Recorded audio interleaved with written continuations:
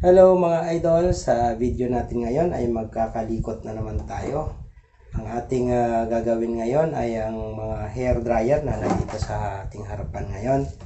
So, may mga problema ito. Titingnan natin kung kakayanin nating isaayos ito. Yung isa dito ay maingay. Ang isa dito parang pumutok daw ito. So, titingnan natin kung anong magagawa natin dito. At yung isa naman ay nangangamoy sunog kapag pinapaandar. So, isa-isa natin yan. Ito ay walang power, no? So, pakita ko sa inyo. Testing natin.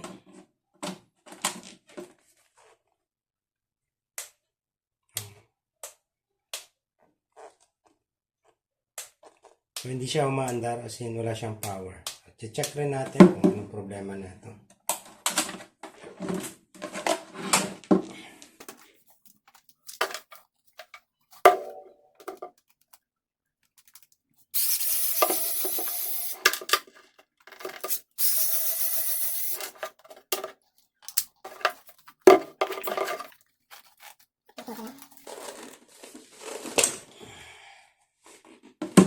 Check muna natin yung continuity ng kanyang power cable.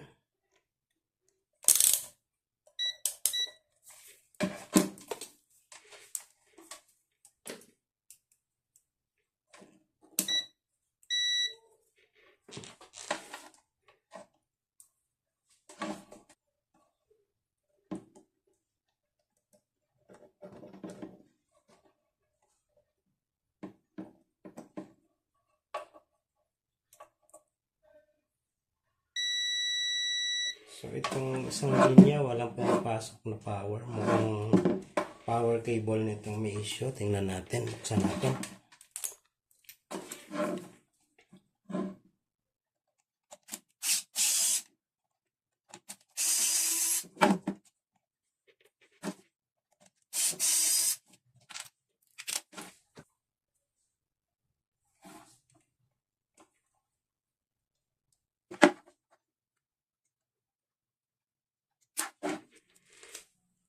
So, itong kanyang power cable ang problema natin, no? Pero mahaba ito. At hindi natin alam kung saan banda may putol dito sa gitna. Usually, ang putol niyan is either dito sa puno, malapit sa handle, dahil natutupi. Or, yun, nakita ko dito. Ito, ang putol. Mabuti at hindi pa natin naputol itong puno. No? It's either kasi dito yan, or dito. Pero nakita ko mayroon ditong putol. Kakat natin to. Tingnan natin kung ano nangyari dito. Malamang nalusaw ito.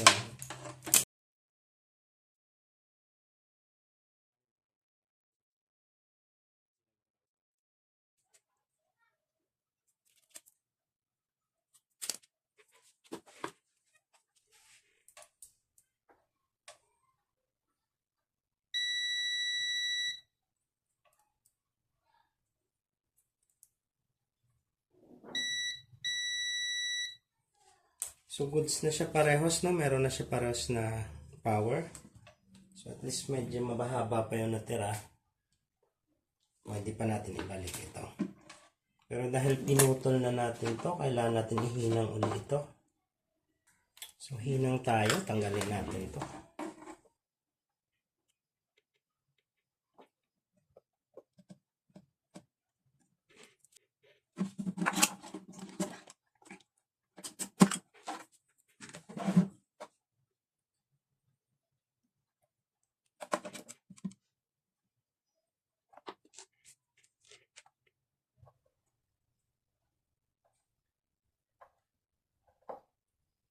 So, ibalik lang natin yung pagkahinang. Sundan lang natin yung mga connection ng wire kanina.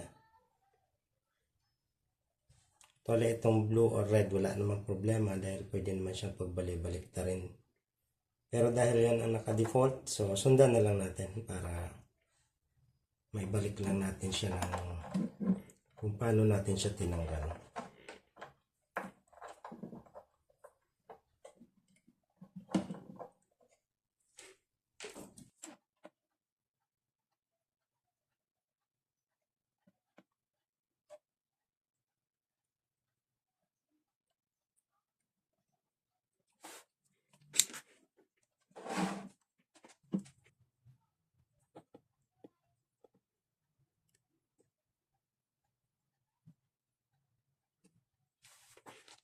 Pulin na natin itong excess wire. Ngayon, ibalik na natin to. Subukan natin pagkatapos.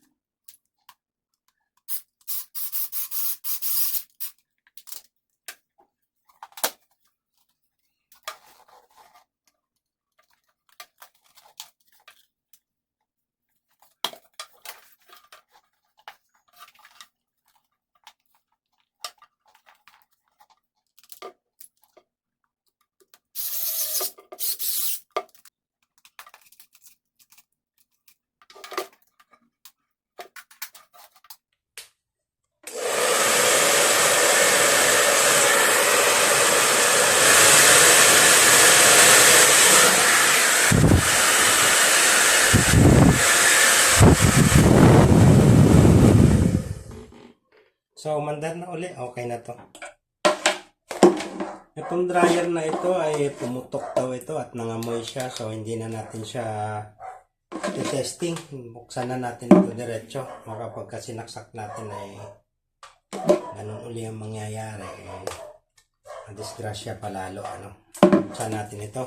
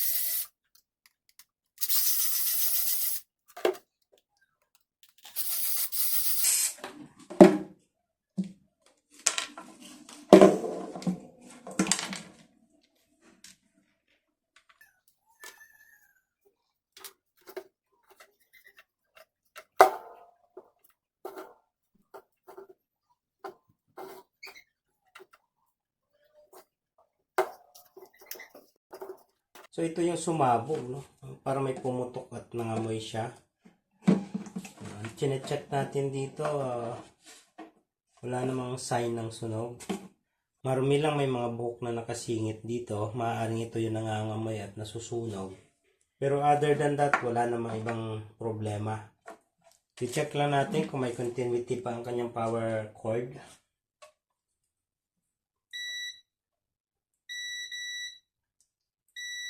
So, pag tumunog, ibig sabihin ay goods pa. Check natin.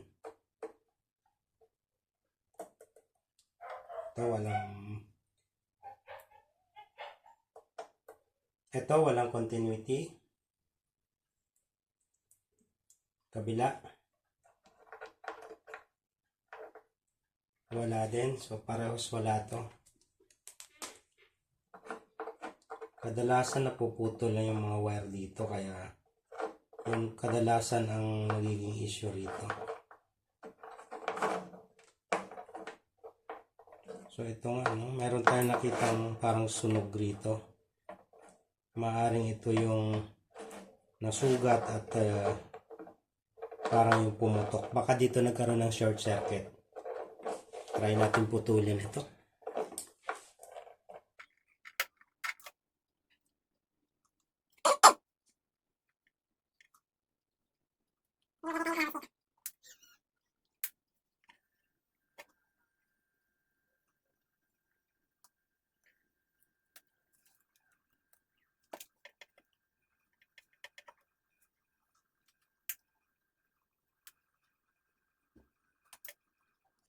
So, iti-testing natin ito.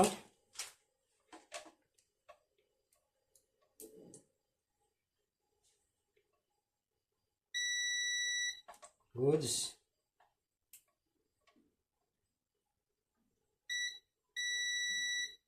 So, goods. So, talagang dito lang yung problema, no? May putol. Pero may pumutok daw ito. So, titingnan natin kung wala siyang ibang na-damage na parts dito nung nagkaroon ng short circuit.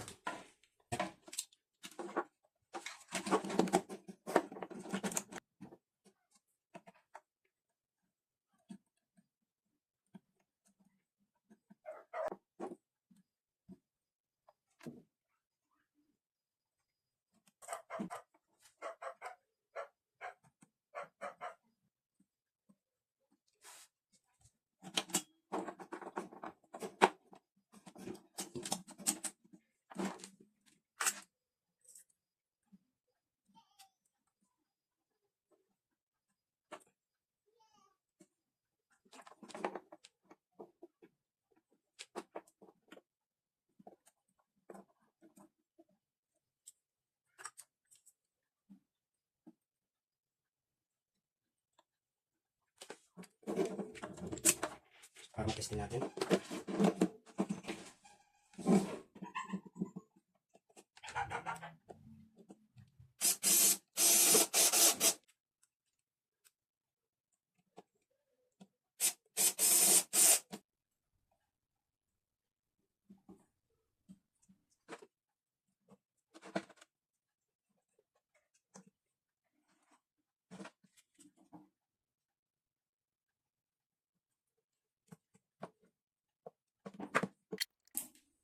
I-testing na natin.